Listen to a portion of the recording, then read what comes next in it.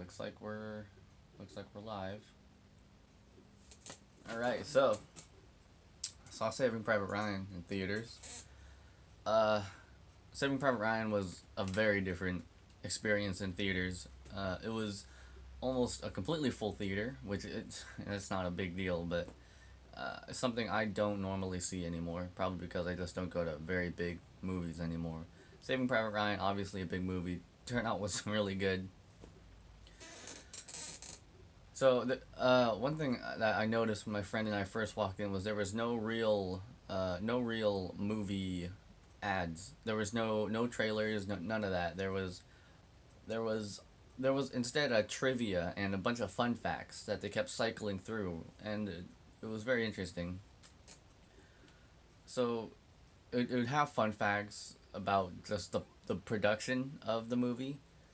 It didn't give fun facts about Normandy or anything like that. It just gave fun facts about the production, and it had some trivia, just like how many Oscars did the movie get, and then A, B, C, or D. 9, 10, 11, 12. I think it was 11. I don't remember. Um, so they just had a bunch of random trivia, and the trivia would just cycle through it and repeat once every 5 minutes. And that's all it did until so our movie showed at 7 o'clock, and then once it hit 7 o'clock, we thought the movie was gonna start, but instead it actually showed an old behind the scenes type of video, like a featurette kind of thing you saw on the DVD. I don't remember which one it was, but I know it's on YouTube because that's the only way I've seen that featurette. But I know it's on the DVD because I've seen it on there too. The title at least. Never watched it on the DVD. So turnout was good. There was one kid. The rest were adults from what I saw. The kid was probably like 10 to 13, I guess. He came and went. He sat in the very front, like that front row of seats that make you just look straight up. And I think he was there with like his mom or something. I don't know. So another thing I noticed was that the aspect ratio was kind of weird. It looked different from what I remembered. Maybe because I watched it on a screen, like on a monitor, and the aspect ratio was just a little bit different. But it looked like there was less less screen, if that makes sense. I could have sworn I saw more on the monitor than on the screen when they played the movie at the theater. But I guess that's not really a big deal. Um, but during some scenes, I could have sworn that there was more to the left and right of it, and it was just kind of weird. It took me a sec to get used to. So the Normandy beach scene, uh, that was uh, that was a lot scarier and a lot more terrifying in every single way when I watched it in theaters. Um, yeah, it's just different. It's very different. The only way to really hear everything is to be in the movie theater or have like a $5,000 audio system because the sounds are so much more terrifying when you watch it in theaters. And one thing was that for a few people, one guy behind me and my friend especially, it was their first time watching Saving Private Ryan. You can hear them going, "Oh my God," and "Oh dang." You can hear random things like that from behind us, and you could tell it was his first time watching the movie. Um, Good on him though. I'm pretty sure there's a few people that watched it, and I'm glad they watched it in theaters because it's so much better. It is so much better in every single way to just watch it in theaters. So Normandy Beach was overwhelming. It just looked and sounded a lot better. A lot of times when you watch it on a computer monitor, you can pick apart certain things. I guess it just it's less overwhelming, and because of that, I guess you can pick apart certain things. You can see certain details better, and then once you're in theaters, it works way better. You can tell they focused this. They when they made this movie, they wanted it to be seen in theaters. They didn't like who they. It doesn't matter, like however else you watch it in theaters, and that big screen and a great audio system is how it needs to be watched. So Captain Miller, when he was shell shocked on Normandy, that was something that really made everyone in the theater. You can hear people eating, and then the very second they went into shell shock, everyone just kind of stopped, and you could just hear everyone just trying to be as quiet as possible. It reminded me of that one movie. Reminded me of that movie where, what do you want, phone? So when Captain Miller was shell shocked and everyone just heard the movie theater went really quiet. Just it was a lot like that movie about when you have to be quiet because like these monsters will get you. I don't remember what that movie was called, but it was just like that. Everyone just stopped and was like, oh, what's going on? It's got to be real quiet now. So that was quite something, and I'm glad they put that in there. Um, so skipping ahead, when basically towards the end of the Normandy scene, when these two Czechoslovakian soldiers are surrendering, and I think like maybe some people know. I know there's a good amount of people that know, but it seems like there's a lot of people that still don't know that at the end, after the flamethrower after Doyle takes out the bunker, and then the German soldiers start surrendering everywhere. And then there's these two that are walking towards these Americans, and then the Americans execute them, and then they have this like, look, I washed for supper and stuff with their because they had their hands up. A lot of people didn't seem to know that those two soldiers weren't German; they were Czechoslovakian, because when the American made the "look I washed for supper" joke, there was a lot of people that laughed at that, and I was like, oh my god, these people clearly don't know. So that's something I guess I don't know. It's a great touch by the directors, and I guess still a lot of people still don't know about that particular scene. I don't know. It was just a nice little thing they added, I guess. It's just kind of sad that still a lot of people that watched the movie didn't know about it. Still. So, skipping ahead, the movie's a movie. Uh, Nothing really in particular happened with this movie until we get further ahead, and then you saw after they attacked the satellite place or whatever that radar station was, and then they have that German soldier. The argument that they had about whether or not they should kill the German soldier, actually, a lot the chairs in our theater, when they move, they make a lot of this, make a lot of that sound, and everyone just stopped dead quiet when they were arguing because everyone was just so I guess you could say captivated. They were so interested in how this was gonna play out because Jackson pulled a pistol on the sergeant, and then the sergeant was gonna kill the Ribin, I think, with the BAR, and and everyone's just trying to de-escalate it while Tom Hanks, Captain Miller, is just like just staring off in the distance.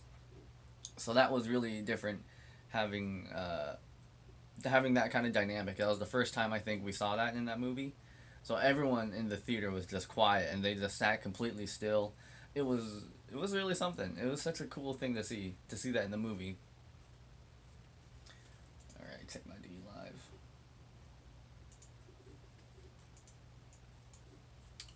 Okay, so we saw the German soldier, and then they let him go, and that de-escalates everything for now.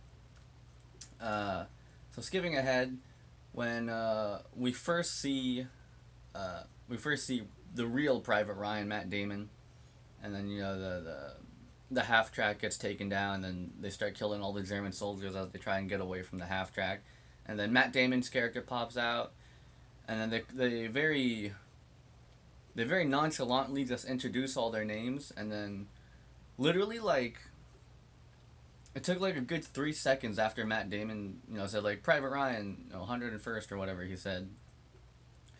A lot of people were like, oh, that's him. it was a very subtle touch the way they did it, and it was just very nice. It was really cool. Because you can hear a lot of people that watched it for the first time just went, oh. That was the sound of the guy made, at least behind us. because it was his first time watching. You can hear a few more people do something along the lines of, "Oh," when they first realized it was Private Ryan. They finally found him, and they did it in the most nonchalant way. Because in the movie theater, the way they filmed it in the theaters and the just vibe, I guess, that we got in the theaters was that we were gonna have a big build up to find Saving Private Ryan, but instead we just like, boom, there he is. Oh, that's him, and all that kind of stuff. So, uh, a lot of people laughed at the jokes that they had, the stories they told about the sergeant. I forget his name, the fat. I don't want to say the fat guy, but that guy who eats all the time and says we're in business.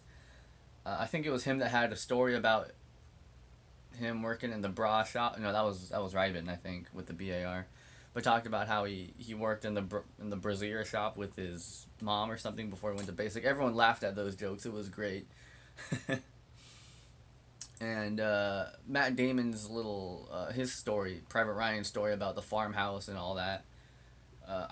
Everyone laughed at that one. That was a great time to just hear Private Ryan, and that was just one of the first times all the characters really got to tell a story, and not like it just wasn't a sad one. For the most part, it was depressing at the end because that's when they're like, oh, that's when I went off to basing. That's the last time I saw them alive. But during the story, it was probably like when you watch the movie at home and you've seen it like once or twice, it's a lot more boring. But when you watch it in a theater full of people, it's so much better. It's so much funnier. It's so much more lively. I guess that's the word for it. It's so much more lively, and it's just a much better movie experience, I guess.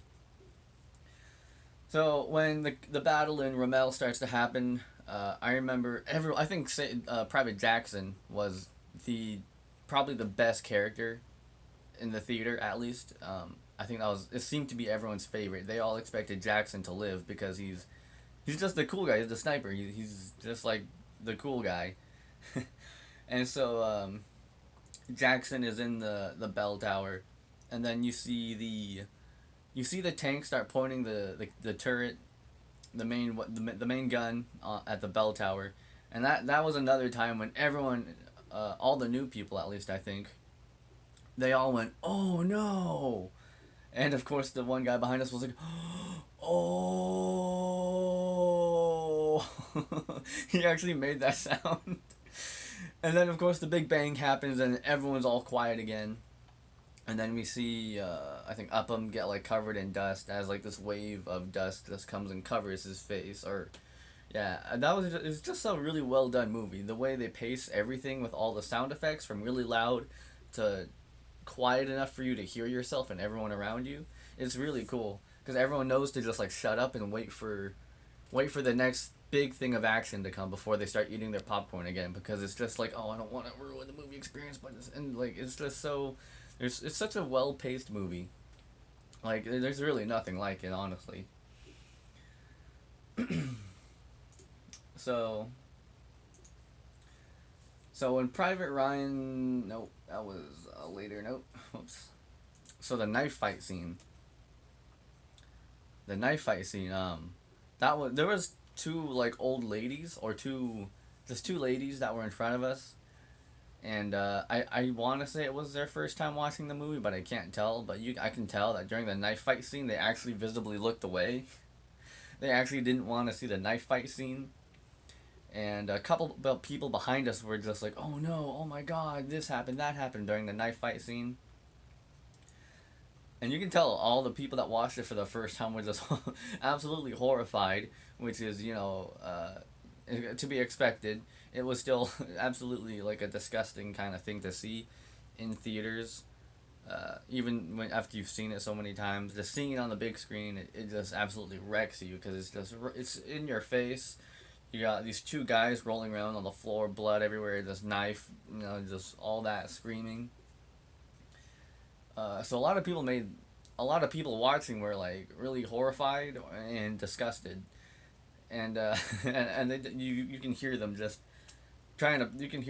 processing like what's happening, and then they realize it's like a knife fight. It's pretty like graphic, and it was quite something. You can really hear people be really disgusted by it. So The rest of the movie, for the most part, was I guess average. For in terms of how the audience reacted to it.